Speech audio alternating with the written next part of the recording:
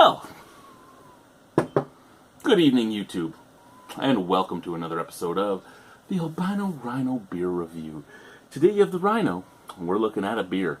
Today's beer is right here in my hand. I got it from the LCBO home delivery system. It's from Sweetgrass Brewing Company.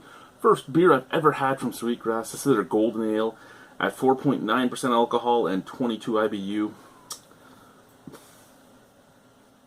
What do we have here? Ingredients: water, barley malt, hops, and yeast. Brewed in Hamilton by Sweetgrass Brewing Company. So you guys must be brewing at, well, obviously, at Arts and Science, Collective Arts and Nickelbrooks Brewery. For those of you that are about strikes and all that, this is a Crown Holdings can. Really, Crown Holdings has had its fight for so long, I just don't care anymore. And who knows when this can was bought. Well, it couldn't have been bought all that long ago because it's Hamilton, Ontario. Now, it's a golden ale, so here's what I'm hoping for. Hoping for something that's drinkable and inoffensive.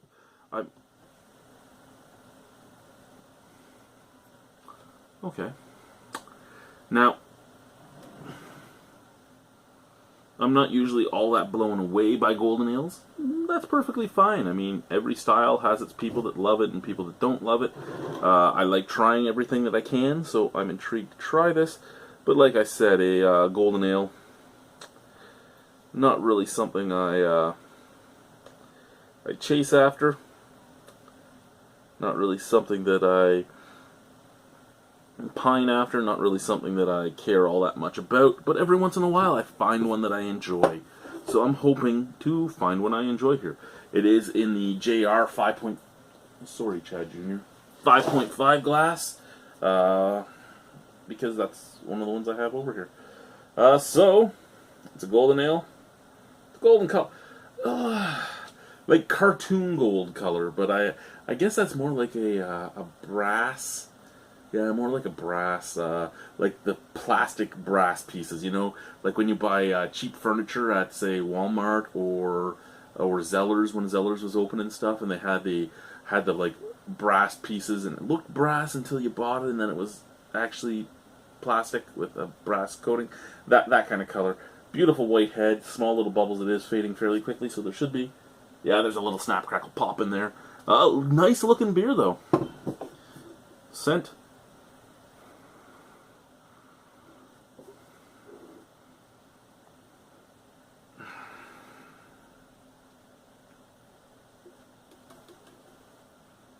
Now, see, a lot of breweries get angry at me when I say this, because paradigms are what really... Sorry, I'm just trying to stretch out the big rig shirt a little bit. Paradigms are really what create our profiles on scent and taste and stuff. It's what helps create the picture in your mind about what you're drinking or eating. So breweries get angry when I say this, but it's not a bad thing. It's just what comes to mind when I sniff it. It kind of smells like a macro beer, and I mean, as a golden ale, you get a pale lager or a pale or a golden ale and all that. That's kind of a normal scent. I mean, you can get the Belgian ones that come off with some fruit esters and everything, or you can get the standard golden ales and stuff, which really don't have a reason to smell like anything other than a macro, and it has that to it. It's just a neutral sweetness and a little bit of bitterness on the back end, and a tiny touch of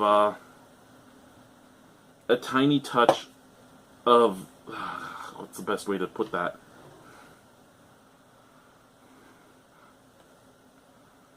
A tiny touch of almost like almost a sulfuric scent, almost like a Euro lager would give off. So, macro-esque. It doesn't mean it's bad or anything like that. It's a macro-esque smell. It's what I expect when I get a macro ale, is that smell. Now, this doesn't smell like it doesn't smell as much like a macro ale as a macro-esque smell, because, I mean, and here I am defending myself because people get on the keyboard and they're, I'm not saying that it is a macro ale smell. I'm saying it's macro-esque in the way it smells. However, it doesn't smell like it's hop extract or anything like that. Like, it doesn't have that Euro hop extract smell or anything like that. Let's try the beer. Let's just fucking stop talking about the smell. Let's just try the beer.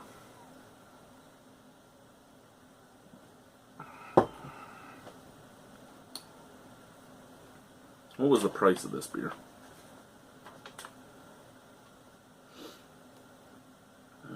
Sweetgrass Golden Ale, $2.75. So you're looking at $2.85 a can after deposit.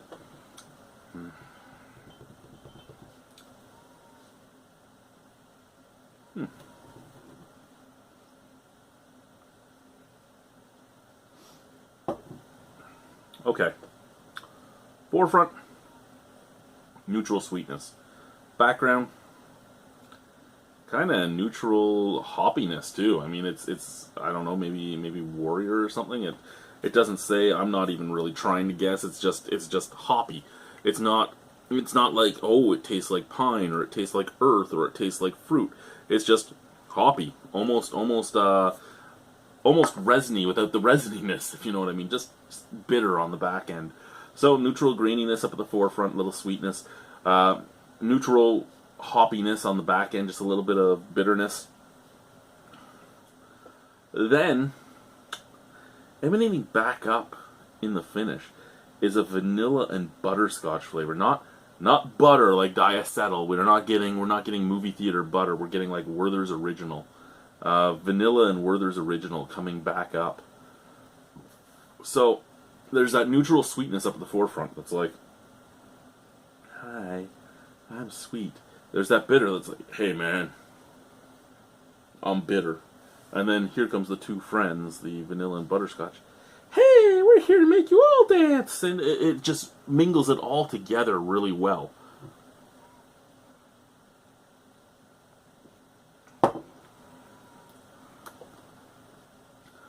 Is it a beer I'd see myself buying very often?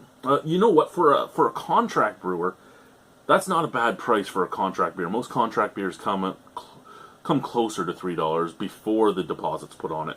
I could see myself buying this at a bar if it's all that's around. I could see myself buying this every once in a while for, say, a camping trip or something if it's around. I don't see myself grabbing it or levitating to it all the time, but for a 4.9% alcohol beer, it does beat out most of its macro counterparts in everything except for scent and price. I mean, those are the two things. And availability, I guess. Those are its drawbacks, is its price, its scent, which is pretty much the exact same as its counterparts, and its availability, which is very hard to get for me, at least. I had to order it off the LCBO order sheet to get it.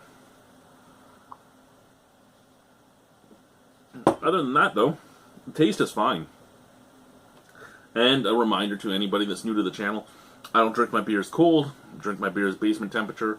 They're taken into the other side of the basement where it's concrete. They're put on the concrete floor, and that's what cools them. Unless I don't think I'm going to get to them for a while, and then they go in the fridge until it's closer to the date I'm going to try them.